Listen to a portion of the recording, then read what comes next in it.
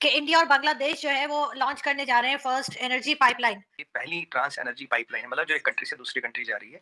ये डीजल ले जाएगी, बांग्लादेश के करीब 60 डिस्ट्रिक्ट्स में डीजल ले जाएगी। खारजा पॉलिसी मतलब अब भारत में देखें, भारत के अभी सफीर आए हैं, कल ही उन्होंने बयान दिया, अखबारात में छपा है कि इंडिया में जो है वो 20-30 रुपए किलो प्याज बिक रही है, हमारे यहाँ जो है वो 300 रुपए किलो प्याज बिक कल मोदी जी ने और शेख हसीना जी ने इसका जॉइंट इनॉग्रेशन किया है। रही है। तो हम क्यों नहीं ट्रेड खोलते और वो सस्ती प्याज भारत से लेकर पाकिस्तान में आवाम को सस्ती फराम करते हैं। बांग्लादेश को $4.5 बिलियन का हमने जो उनको पैकेज मिला था, बेल आउट पैकेज, उसमें इंडिया ने मदद की, इसमें कोई दो राय नहीं। हमारे पास आमदनी आएगी कहाँ से? इस वक्त जो हमारा रीजनल ट्रेड है, यानी पड़ोसी मुल्कों के साथ हमारा ट्रेड है, वो तकरीबन ना होने के बराबर है। एक मल्टी मॉडल ट्रांसपोर्ट कॉरिडोर भी बनाया हमने, वो एक्सेस दिया, और हमें चिटागोंग पोर्ट पे डॉकिंग की भी, मिलिट्री डॉकिंग की भी फैसिलिटी मिली है। तो नमस्कार दोस्तों, जय हिंद। स्वागत है आपका पाकिस्तानी मीडिया जुड़ी एक और फ्रेश और मजेदार वीडियो में। तो दोस्तों, प्रधानमंत्री नरेंद्र मोदी और बांग्लादेश की प्रधानमंत्री शेख हसीना ने वीडियो कॉन्फ्रेंस के जरिए भारत बांग्लादेश फ्रेंडशिप पाइपलाइन का उद्घाटन किया। इस दौरान पीएम मोदी ने कहा कि भारत बांग्लादेश संबंधों में आज एक नए अध्याय की शुरुआत हुई है। भारत बांग्लादेश फ्रेंडशिप पाइपलाइन की नींव हमने सितंबर 2018 में रखी थी। मुझे खुशी है कि आज प्रधानमंत्री शेख हसीना के साथ इसका उद्घाटन करने का अवसर आ गया है। प्रधानमंत्री नरेंद्र मोदी ने कहा कि यह भी संतोष का विषय है कि कोविड महामारी के बावजूद भी इस प्रोजेक्ट का काम जारी रहा। इस पाइपलाइन से उत्तरी बांग्लादेश के विभिन्न जिलों को 1 million metric tonne high speed diesel की आपूर्ति की जा सकेगी। इसी विषय पर पाकिस्तानी मीडिया का जोरदार रिएक्शन आया है। पाकिस्तानी मीडिया अपने डिबेट शोज में चर्चा कर रही है कि बांग्लादेश ने चीन को लात मारकर भारत का हाथ थाम लिया है। अब बांग्लादेश ने भारत के साथ और भी ज्यादा ट्रेड करना शुरू कर दिया है और अब बांग्लादेश चीन के डेब्ट ट्रैप में नहीं फंसेगा। तो दोस्तों, देखते हैं पाकिस्तानी मीडिया और क्या बोल रही है इसी विषय पर। तो दोस्तों, ज़्यादा समय बर्बाद ना करते हुए हम शुरू करते हैं इस वेरी इंटरेस्टिंग वीडियो को। आप जल्दी से इस चैनल को सब्सक्राइब कर दीजिएगा। कि इंडिया और बांग्लादेश जो है वो लॉन्च करने जा रहे हैं first energy pipeline, cross border energy pipeline. ये जो बांग्लादेश वाला है, ये पहली ट्रांस एनर्जी पाइपलाइन है, मतलब जो एक कंट्री से दूसरी कंट्री जा रही है। ये डीजल ले जाएगी, बांग्लादेश के करीब 60 डिस्ट्रिक्ट्स में डीजल ले जाएगी, और उनको कम कीमत पे कंटिन्यूअस सप्लाई ऑफ डीजल देगी। इंडिया से जाएगा ये, और इसकी लागत करीब 371 करोड़ लग गई है, जो इंडिया ने पैसे लगाए हैं as a grant, as a aid to Bangladesh. ये फ्रेंडशिप प्रोजेक्ट है। और मैंने आपको बोला था कि आने वाले टाइम में आप देखेंगे सबसे पहले जो हाइड्रोजन की पाइपलाइन भी जाएगी वो इंडिया से जाएगी, हाइड्रोजन बेस्ड होगी। तो इंडिया अभी अपने आसपास जो है कि अपने नेबरों से रिलेशन अच्छे कर रहा है, इसमें हमने पैसा लगाया। कल मोदी जी ने और शेख हसीना जी ने इसका जॉइंट इनॉग्रेशन किया है। इससे कुछ मिलियन मीट्रिक टन जो है डीजल जाएगा साल में। तो बांग्लादेश में जो डीजल की खपत होती है, जो डीजल की किल्लत पड़ती है, जो डीजल में ट्रांसपोर्टेशन कॉस्ट ज़्यादा लगता, वो काफ़ी हो जाएगा। ट्रेड भी बढ़ेगा, हमारा म्यूचुअल ट्रेड भी बढ़ा। और मैं आपको बता दूँ, अभी माना कि IMF में इंडिया का रोल 2.5% है। 2.5 टू 2.9% इंडिया का पैसा लगा है, पर वर्चस्व इंडिया का ज़्यादा है। अभी बांग्लादेश को $4.5 बिलियन का हमने जो उनको पैकेज मिला था, बेल आउट पैकेज, उसमें इंडिया ने मदद की, इसमें कोई दो राय नहीं है।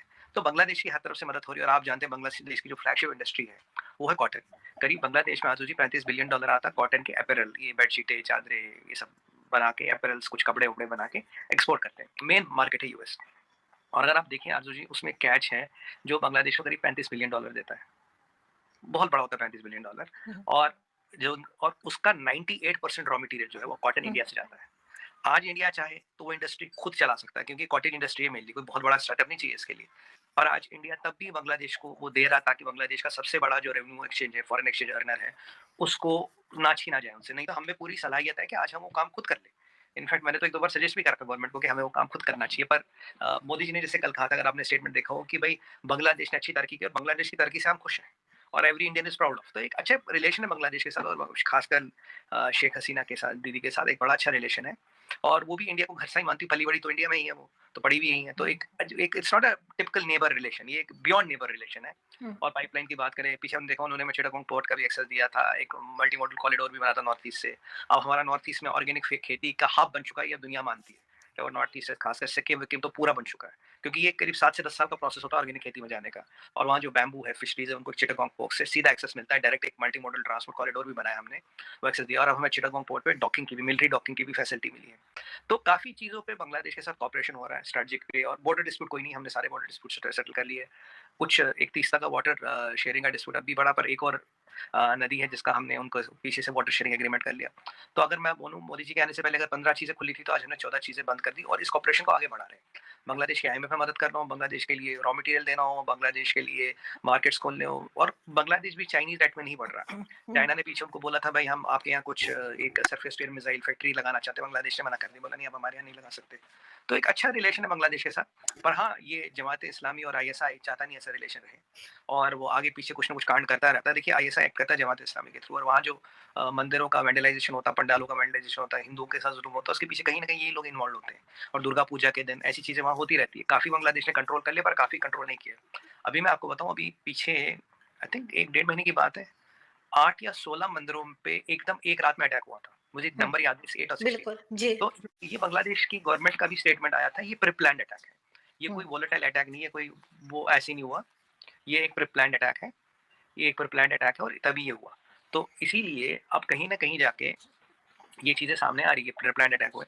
और ये प्री-प्लान्ड अटैक देखिए शेख हसीना की पार्टी तो करेगी नहीं, और ये करने वाले जमात इस्लामी वाले होते हैं बैक्ड बाय। कि जापान, मलेशिया और इसराइल की मईशतें हमसे बहुत ज़्यादा मुस्तहकम हैं। वो अगर चाहें तो हर साल भी इलेक्शन करवा लें, उनके पास इतने पैसे मौजूद हैं। हमारा ये हाल है कि हम 1-1 अरब डॉलर के लिए दुनिया भर से पैसे मांगते फिर रहे हैं, वो हमें मिल नहीं रहे। मईशत हमारी दिवालिया होने के दहाने पे खड़ी हुई है। ऐसी सूरत हाल में अगर हम मलेशिया और इसराइल और जापान का मवाजना करते हुए ये कहें कि जी असम्बली तोड़ देना अच्छी बात है या बहरान से निकालने वाली बात है, इस तरह के बहरान हम देख चुके हैं। महंगाई उस वक्त कम होगी जब हम अपनी पॉलिसीज़ चेंज करेंगे। और पॉलिसीज़ कौन सी हमें तब्दील करनी है, हमारे पास आमदनी आएगी कहाँ से। इस वक्त जो हमारा रीजनल ट्रेड है, यानी पड़ोसी मुल्कों के साथ हमारा ट्रेड है, वो तकरीबन ना होने के बराबर है। और उसकी बुनियादी वजह यह है कि हमारी खारजा पॉलिसी ठीक नहीं है। खारजा पॉलिसी मतलब अब भारत में देखें, भारत के अभी सफीर आए हैं, कल ही उन्होंने बयान दिया, अखबारात में छपा है कि इंडिया में जो है वो 20-30 रुपए किलो प्याज बिक रही है, हमारे यहाँ जो है वो 300 रुपए किलो प्याज बिक रही है। तो हम क्यों नहीं ट्रेड खोलते और वो सस्ती प्याज भारत से लेकर पाकिस्तान में आवाम को सस्ती फराम करते हैं। 30 नहीं, हम 50 रुपए दे देंगे, 300 रुपए तो नहीं बिकेगी ना। अच्छा, हमारे पास इतनी जोग्राफिकली इतना अच्छा हमारा लोकेशन है, हम चाहें तो ट्रांजिट ट्रेड के लिए रास्ता खोल सकते हैं, हमें उसकी ट्रांजिट की फीस मिल सकती है। अफगानिस्तान में जो कुछ हुआ, तालिबान आ गए, उसके बाद हमें नुकसान ये पहुंचा कि वहाँ की इकॉनमी मुतासिर हुई। जो उनकी यहाँ से चीज़ें अफगानिस्तान जाया करती थी उसमें बहुत कमी आई है। जो हमें वहाँ से पैसे मिला करते थे वो हमारे बंद हो गए। ईरान से हम तेल ले सकते थे, हमारे ईरान से ताल्लुकात ठीक नहीं है। तो जब तक कि हमारी खारजा पॉलिसी ठीक नहीं होगी, हम अपना पोटेंशियल जो आमदनी के मुमकिन ज़राए हैं वो हम इस्तेमाल नहीं कर सकेंगे। उसमें तब्दीली की ज़रूरत है। दूसरी बात यह कि हमें जो अयाशियाँ हैं हमारे अफसरान की, और उनमें हमारे फौजी अफसरान भी शामिल है और सिविलियन भी शामिल है, अदलिया भी शामिल है। 15-15 लाख रुपए तनख्वाहें, 20 लाख रुपए तनख्वाहें, BMW, मर्सिडीज, ये सारी सरकारी खर्चे पे दी जाती हैं। पेट्रोल देखें, ये सारे जब अयाशियाँ हमारी खत्म होंगी उसका फायदा आवाम को पहुंचाने की जरूरत है, तब जाके हम मैनेज कर सकेंगे, वरना नहीं कर सकेंगे।